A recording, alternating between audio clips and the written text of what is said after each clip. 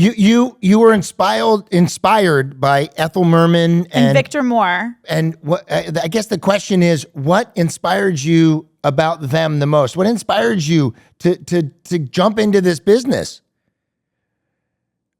I was only 9 years old, and I was taken to see. My Uncle Joe took me to see Anything Goes, and I couldn't believe it. The songs were gorgeous, the performances were spectacular, were funny, and I loved it so much I nearly clapped my hands off. I couldn't stop screaming and clapping. And I decided right then and there not to go into the garment center, but to go into show business. Right. That show it's kind of like joining mind. the circus. Yeah, I love that. Yeah. Right. Exactly. I feel like all of us are kind of those artistic misfits, that there's something about it that just turns that light on, and it is like joining the circus. Exactly. Anyway, I'm glad. I think, I don't know how well I would have done in the garment center. I knew how to push a truck full of blouses, but being one of the early in my life, being a comedy writer on the Show of Shows starring Sid Caesar and Imogene Coca, that was magic. I couldn't believe it. That was so thrilling, you know. Your writing partners on that show were, the room was incredible. I mean, geniuses in the room. Did you have a competition with them a little bit? Was it, I want to be the funnier one? No, as a matter of fact, and anytime anything was funny, it was a boon to all of us. It meant the show worked, and it meant we would stay on the air. So we rooted. There was no competition. We loved each other. Doc Simon spoke in a very light and low voice.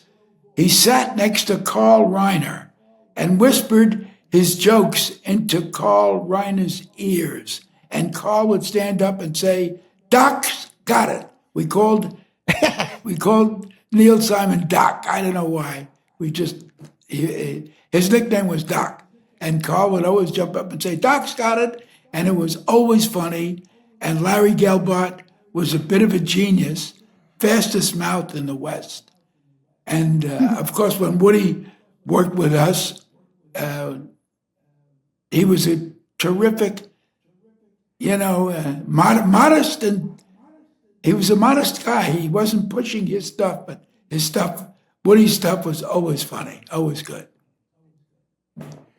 I love that. Well, and you've, correct me if I'm wrong, but you've done stand-up, you've done, sketch comedy, you've done comedy writing. What do you think is the hardest form of comedy? I think the most difficult form of comedy is sketch writing, because sketches in and of themselves are really playlets. They're little plays. It's not, a joke is a joke, it's good or bad, it's on, it's off, it's over. But a sketch is a mini play. It's a little play. It needs a beginning, a middle, a premise, and an end, and a good ending. So the first sketch that worked for me, I saw Death of a Salesman and cried half the time. It was so beautiful, Arthur Miller's play. Mm-hmm. But I saw a chance to really satirize it and have fun with it. And I wrote it and sent it to New Faces of 1952.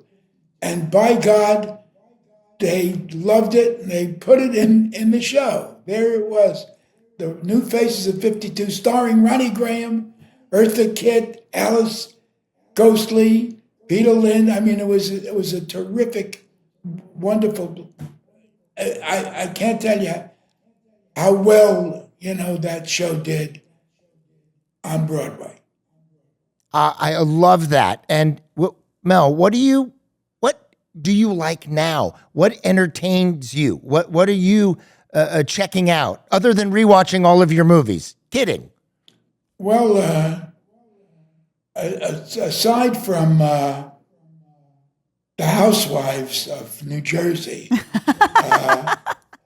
I don't know. I really there isn't a lot of comedy on television. Well, there isn't a lot of review or variety comedy. As a matter of fact, Right. the last great review in variety comedy was History of the World Part 2, which was on That's Hulu. right. And you can still get it on Hulu. But Did you think when you made? I remember seeing the screening of History of the World Part 1. Did you think then that you would do a Part 2? Never. It was a joke, just a joke. But then I Well, was, because at the end- you know, At the end, you got What Jews about- in Space. You got, you know what I mean? You already had yeah. number 2 Oh, coming, right. you know? yes, I did. I had Jews, and I promised Hitler on ice. And people were actually, they were waiting for Hitler on ice, you know.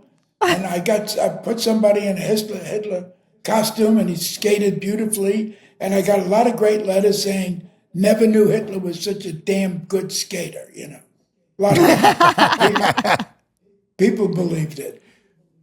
I love that so much. I remember that. And I remember that Dad was doing a Cannonball Run 2 and History of the World, Right. and he was going back and forth. One he had a beard, one he didn't have a beard. You know, I Right. remember And that. I remember being there with Ron. And often he would show up and I'd say, Dom, you're doing History of the World. Get rid of the beard. Save that for Cannonball, you know. And anyway. Okay, so this is You know, something your father, I don't know. Every time your father was in a movie or a show, he wanted to know if he could set up a little gas stove. He put on a pot of spaghetti, and he acted and cooked and acted, and always made great spaghetti and meatballs. And you know, when he did his great performance in Fatso and In Fatso. Fatso Ann's incredible comedy and really. Well, the beginning of that movie is so amazing because Ann and Dad are in the kitchen and he's crying, he's sobbing as he's eating the bread and eating the food and eating it, making him feel better, you know? I think Dad would have been nominated. No matter how Dom I felt, think- he could always eat. Right. Oh, yeah. So Well, you step in the door. You want a sandwich? You want some food? It just was food right away. Yeah, I have to ask you a question, Mel, about History of the World. Correct me if I'm wrong, but Richard Pryor was supposed to be in the film, and then Gregory Hines came in at the last moment. How did you find that? How did that happen? How did Gregory Hines get into the movie? Well, I'll tell you. We were ready to shoot Richard Pryor on a Friday morning and to have his first scene. And I got the news that Richard Pryor was in a burn center, a burn hospital in New Jersey. And I said, I don't believe it. And it was true. He was cooking something. It all went up in a flash and burnt him badly. And it was heartbreaking. And I rushed to the hospital, and there he was. He was. There was no Richard Pryor. There was a mummy in white bandages. He was covered with white bandages from head to toe. It was just heartbreaking to see him like that. And I came back to the set and I said, well, we're going to have to find somebody, and I don't think there's anybody in the world that can ever replace Richard Pryor. And I heard a little peeping voice. It was Madeline Kahn. I got someone. I said, Madeline, what are you saying? She said, I just worked with a guy called Gregory Hines in New York. And I said, you mean that Hines and Dad, I knew the act? She said, yeah, and he is sensational. I said, you think he could play the wine steward, you know, take Richard Pryor's role? She said, in a minute, he could do it. And so we called him, and he flew out immediately. And the next day we were on the set, and he was a wine steward. Wow. And Yeah, that was and amazing. he was, you know what? Madeline was a bit of a genius.